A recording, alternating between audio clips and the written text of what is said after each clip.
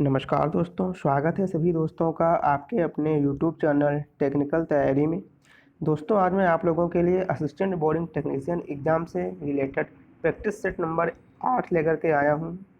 दोस्तों, प्रत्येक क्वेश्चन का आंसर आप लोग अपनी कलम कॉपी में नोट कर लेंगे। कितने क्वेश्चन आपके करेक्ट हो रहे हैं, ये कमेंट बॉक्स में कमेंट करके बताइएगा, जिससे आपको एक आइडिया लग जाएगा कि आपकी तैयारी किस लेवल पे चल रही है और एग्ज़ाम को करेक्ट करने के लिए आपको भी कितनी और मेहनत करनी पड़ेगी।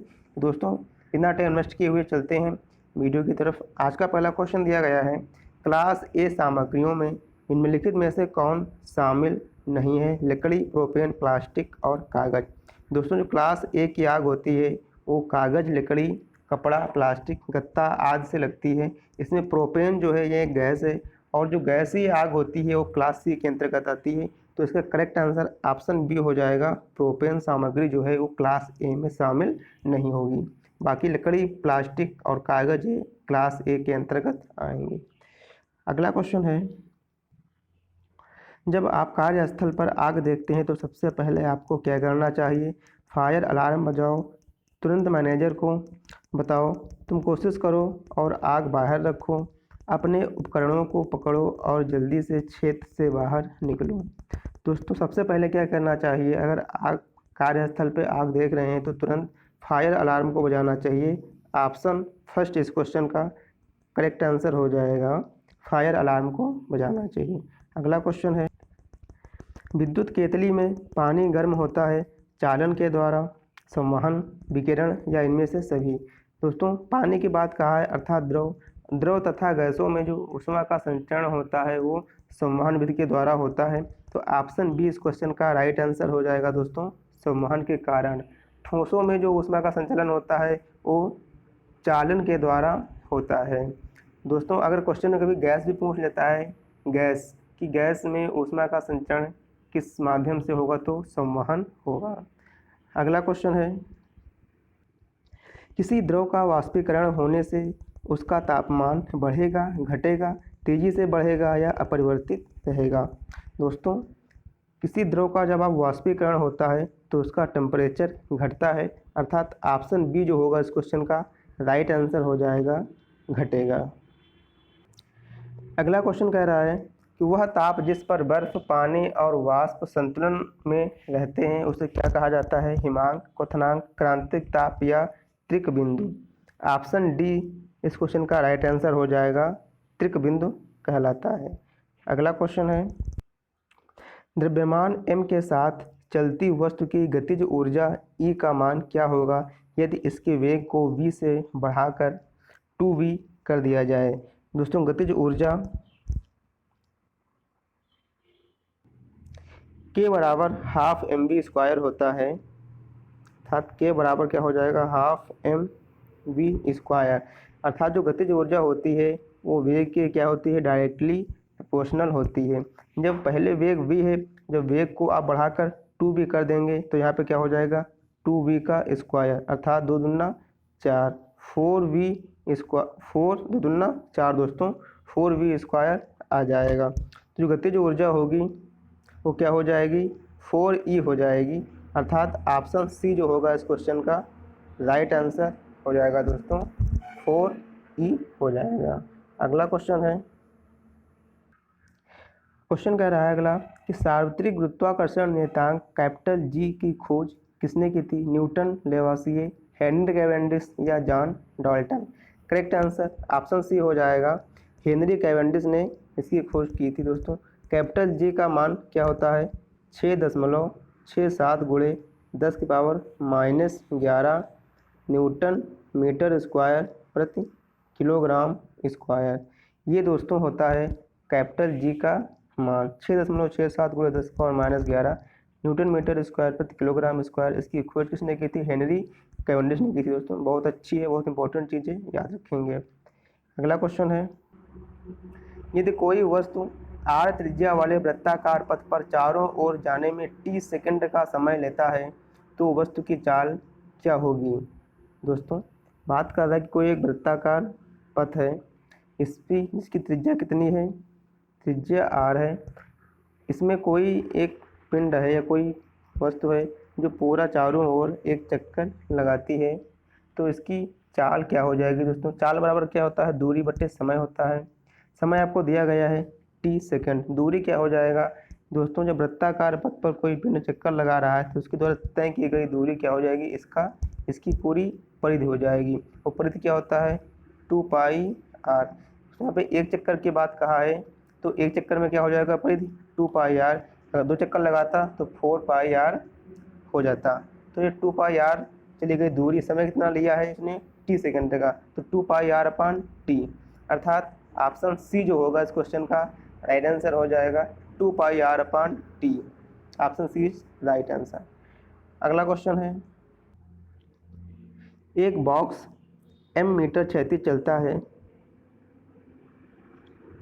एक बॉक्स जो है वो 5 मीटर क्षैतिज चलता है जब उस पर 20 न्यूटन का बल 30 डिग्री के कोण पर लगता है। बॉक्स पर किए गए कार्य की गणना कीजिए। दोस्तों कार्य क्या होता है, किया गया कार्य W बराबर Fs cos थीटा होता है। F का मान क्या दिया गया है आपको 20 न्यूटन, विस्थापन कितना है 5 मीटर, cos थीटा अर्थात cos 30 का मान क्या हो जाएगा 1/2 हो जाएगा। 2 से काट दोगे ये 10 आ जाएगा और ये 10 बचे 50, अर्थात 50 जूल कार्य आ जाएगा। ऑप्शन डी इस क्वेश्चन का राइट आंसर हो जाएगा। अगला क्वेश्चन कह रहा है कि बल व विस्थापन की दिशा समान होने पर कार्य क्या होगा, धनात्मक, ऋणात्मक, शून्य या कुछ कहा नहीं जा सकता। दोस्तों ये मान लीजिए वस्तु है, इस पे इस डायरेक्शन में फोर्स लगाया जा रहा है और वस्तु में विस्थापन भी इसी दिशा में हो रहा है, तो वर्क क्या हो जाएगा पॉजिटिव हो जाएगा। और अगर आप फोर्स लगा रहे हैं इस डायरेक्शन में और विस्थापन हो इस डायरेक्शन में, तब अपोजिट अगर डायरेक्शन विस्थापन हो रहा है तब दोस्तों कार्य क्या हो जाएगा नेगेटिव। अब आप सोच रहे होंगे कि विस्थापन अपोजिट डायरेक्शन में कैसे होगा। दोस्तों जैसे मान लीजिए एक पिंड है, इस पर आप इधर से फोर्स लग रहा है 10 न्यूटन का और इधर से कोई दूसरा कैंडिडेट है जो कि 20 न्यूटन का फोर्स लगा रहा है, तो जिसका फोर्स ज़्यादा होगा उधर की ओर वस्तु विस्थापित होगी। हालांकि फोर्स ए भी लगा रहा है और फोर्स ए भी लगा रहा है, लेकिन इसका फोर्स ज़्यादा है तो ये वस्तु इधर की ओर विस्थापित होगी। और इधर दोस्तों बल लग रहा है 10 न्यूटन का, तब कार्य क्या आएगा, तब किया गया कार्य नेगेटिव आएगा। दोस्तों जीरो किस केस में आता है, जब वर्क जो होता है और विस्थापन परपेंडिकुलर होते हैं तब थीटा कार्य जो होता है वो शून्य आता है। इसे W बराबर Fs cos थीटा हो जाएगा, Fs cos थीटा। अगर थीटा का मान 90 डिग्री का होगा तब किया गया कार्य पूरा क्या हो जाएगा, वर्क डन इज 0 हो जाएगा। अगला क्वेश्चन है, एक वस्तु को 20 मीटर प्रति सेकंड के ऊर्ध्वाधर वेग से ऊपर की ओर फेंका जाता है, नीचे आने पर प्रारंभिक बिंदु पर इसका वेग होगा। दोस्तों ये मान लीजिए आपका धरातल है, यहाँ से किसी पिंड को आप ऊपर की ओर फेंके, ये हाईएस्ट ऊंचाई पर गया और यहाँ से फिर नीचे आया। तो दोस्तों जी ध्यान देना कि जब किसी पिंड को ऊपर की ओर फेंका जाता है तो जिस बिंदु पर उसका जो वेग होता है वापस आते समय उसी बिंदु पर उसका वेग क्या होगा, समान रहेगा। और जाने में जितना टाइम लगेगा उतना ही टाइम आने में भी लगेगा। जाने में अगर लगा है t तो आने में भी लगेगा t, कुल समय क्या हो जाएगा 2t हो जाएगा। तो प्रारंभिक बिंदु पर जो उसका वेग था 20 मीटर प्रति सेकंड ऊपर की ओर फेंका गया, यहाँ पे मान लीजिए वेग था 20 मीटर प्रति सेकंड, और जब नीचे की ओर आएगा तो इसी बिंदु पर इसका वेग क्या होगा 20 मीटर प्रति सेकंड ही वेग रहेगा। अर्थात ऑप्शन बी जो होगा इस क्वेश्चन का राइट आंसर हो जाएगा 20 मीटर प्रति सेकंड।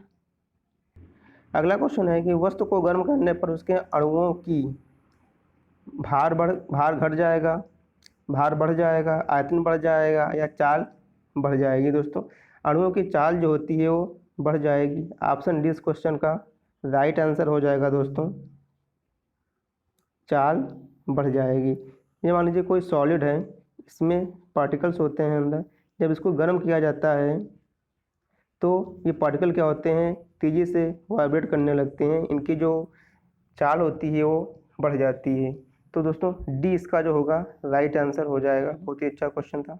अगला क्वेश्चन है, निम्नलिखित में से कौन विद्युत धारा के संबंध में असत्य है। इसके पास दिशा है और यह एक सदिश राशि है, इसके पास दिशा है और यह एक अदिश राशि है, इसका सीजीएस मात्रक 62 है और इसकी बीमा क्या है ए अर्थात एम्पियर जो उसका एसआई मात्रक होता है।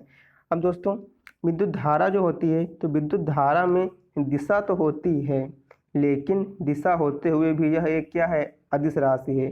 तो जो पहला वाला स्टेटमेंट है ये इसका क्या है गलत है, क्योंकि धारा जो होती है विद्युत धारा यह एक अदिश राशि होती है, इसमें दिया गया है सदिश राशि। सेकंड वाला जो है इसके पास दिशा तो है लेकिन यह एक अदिश राशि, ये जो स्टेटमेंट है ये राइट है। और धारा का एसआई मात्रक एम्पियर होता है और इसका सीजीएस मात्रक क्या होता है वाट होता है, तो ऑप्शन सी ये भी करेक्ट है। और धारा का जो एसआई मात्रक एम्पियर होता है उसी से इसकी बीमा क्या हो जाएगी ए हो जाएगी, तो इसका डी वाला ऑप्शन भी क्या है राइट है। अर्थात कौन सा गलत है, ऑप्शन फर्स्ट वाला जो है ये स्टेटमेंट जो है गलत है, बाकी के तीनों सही हैं। अर्थात इसका राइट आंसर क्या हो जाएगा ऑप्शन फर्स्ट हो जाएगा राइट आंसर। अगला क्वेश्चन की बात करते हैं। गुरुत्वाकर्षण बल के संबंध में कौन असत्य है। यह एक केंद्रीय बल है, यह माध्यम पर निर्भर नहीं करता, यह क्रिया प्रतिक्रिया बल युग्म बनाता है या इनमें से कोई नहीं। दोस्तों जो गुरुत्वाकर्षण बल होता है F बराबर क्या होता है G m1 m2 अपान r स्क्वायर। तो दोस्तों यह एक केंद्रीय बल है, ये भी करेक्ट है। यह माध्यम पर निर्भर नहीं करता है, ये भी करेक्ट है।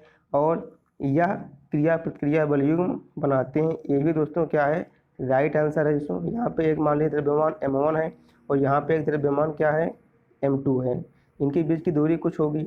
ये दोस्तों इधर की ओर फोर्स लगाएगा केंद्र की ओर और ये इधर की ओर, तो ये क्या होंगे एक दूसरे पे क्रिया प्रतिक्रिया बल युग्म बनाते हैं।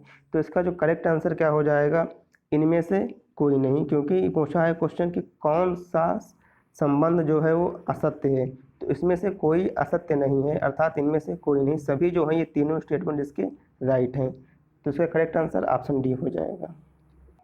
अगला क्वेश्चन है कि निम्नलिखित में से कौन एक अर्धचालक में धारा को प्रवाहित करता है, सिर्फ इलेक्ट्रॉन और होल, देन धनावेशित कण, या फिर धन तथा ऋण आयन, या इलेक्ट्रॉन और धन आयन। इसका राइट आंसर क्या हो जाएगा ऑप्शन बी हो जाएगा राइट आंसर, इलेक्ट्रॉन और होल, मतलब होल देन की धनावेशित कण।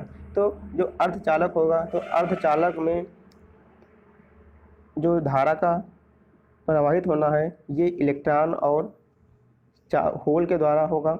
अगर चालक की बात करेगा तो चालक में दोस्तों सिर्फ इलेक्ट्रॉन के द्वारा ही धारा का प्रवाह होता है। अगर लवणीय विलयन की बात करें जैसे NaCl, तो जब इसको ब्रेक करोगे तो Na प्लस और Cl माइनस हो जाएगा, धन आयन हो जाएगा और ये ऋण आयन हो जाएगा। तो लवणीय विलयन में धन तथा ऋण आयन के द्वारा धारा का प्रवाहित होता है। तो इसका जो राइट आंसर हो जाएगा वो ऑप्शन बी हो जाएगा, इलेक्ट्रॉन और होल। अगला क्वेश्चन है किसी नेटवर्क में किसी बंद मार्ग के चारों ओर वोल्टेज का बीजीय योग बराबर होगा इन्फिनिटी अर्थात अनंत, 1, 0 या ऋणात्मक होगा। ऑप्शन सी दोस्तों इसका राइट आंसर हो जाएगा 0 होगा, क्योंकि केवीएल अर्थात किरचॉफ वोल्टेज लॉ के अनुसार क्या है एक नेटवर्क में बंद पथ के चारों ओर वोल्टेज का योग जो होता है वो 0 होता है, ये किरचॉफ वोल्टेज लॉ के अनुसार है। तो इसका राइट आंसर 0 हो जाएगा।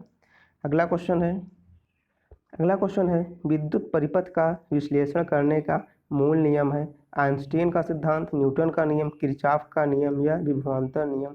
ऑप्शन सी इस क्वेश्चन का राइट आंसर हो जाएगा, किरचॉफ के नियम। अगला क्वेश्चन है दोस्तों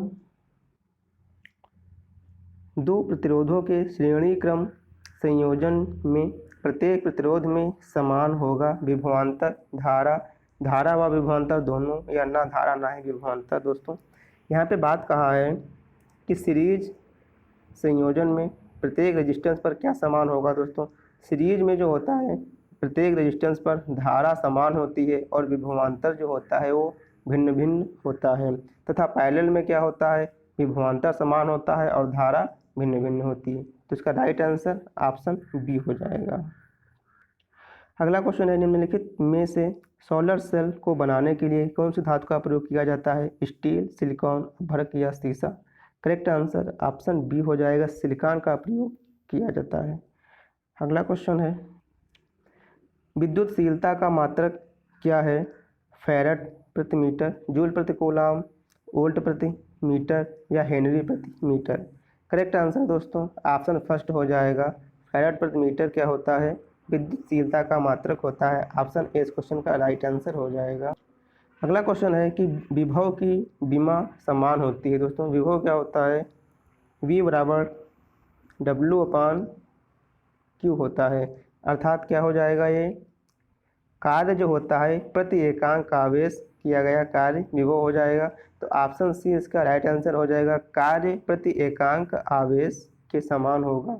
सी इसका क्वेश्चन का राइट आंसर हो जाएगा। दोस्तों यहाँ W क्या है? किया गया कार्य है, और Q क्या है? आवेश है। अगला क्वेश्चन है, संधारित्र अर्थात कैपेसिटर की प्लेटों के बीच वायु के स्थान पर कुचालक माध्यम भरने से उसकी धारिता अपरिवर्तित रहती है, बढ़ती है, घटती है या कुछ कहा नहीं जा सकता?